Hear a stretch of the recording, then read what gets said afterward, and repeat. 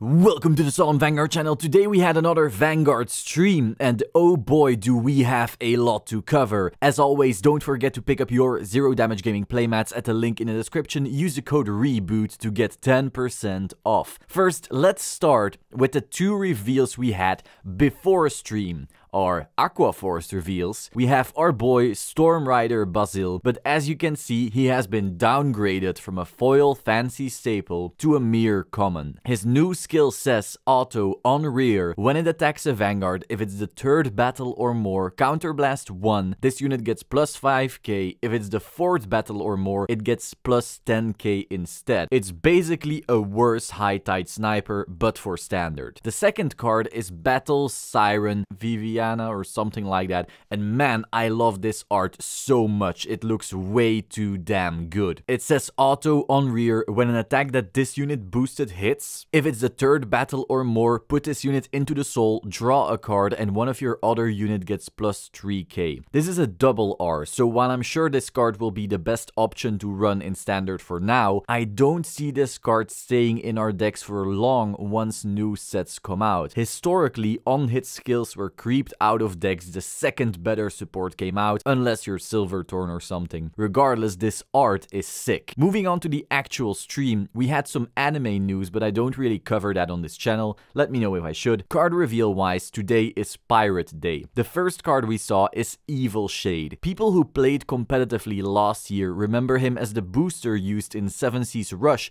to fuel the drop zone and make their Vanguard hit numbers. But these days he's getting an entirely new role. He has an act skill on rear saying once per turn, counterblast 1, choose a card from drop, bind it face up, and if you have a card with the same name as the bound card in drop, call it to R. So you basically need 2 cards with the same name in drop in order to call one of them to the field. This is a really good rare. As far as I can tell, it's just free plussing all around. The next card we saw is Scully Dragon Boy Ting. He can't be normal called, meaning if you have it in your hand, you can't just call it to rear, which in normal people words means you gotta call it from the drop zone. Second skill is continuous on both V and R during your turn. This unit gets plus 2k for each card in your drop zone. That is nuts. Just having 5 cards in the drop zone will turn this monster into a 22k beast by himself. And I can imagine as more support comes out, you'll easily get way more than that in drop. Regardless, his third skill counteracts this by saying on R at the end of the battle that it attacked, retire this unit. So you do lose him. But Granblue is very good at getting stuff back, so that shouldn't be a big issue. Finally, we have the Granblue VR Baskirk. He says continuous on Vanguard during your turn. If you have 10 or more in drop, this unit gets plus 5k and a crit. And then he also has an act on V, which lets you call something back from drop for a counterblast and a soul blast. Apart from that, Baskirk gets plus 5k for each grade that unit has. So if a grade 2 is called back, Baskirk gets plus 10k. Since I have some experience with the other Protect Clan Oracle think tank, I find this card's design interesting. Baskirk's skill is basically a plus 1, but then Imperial Daughter skill is also a plus 1 to the hand, which is more versatile and it also stacks a trigger. However, Baskirk does have the other permanent power boost and gets some more power from whatever you called.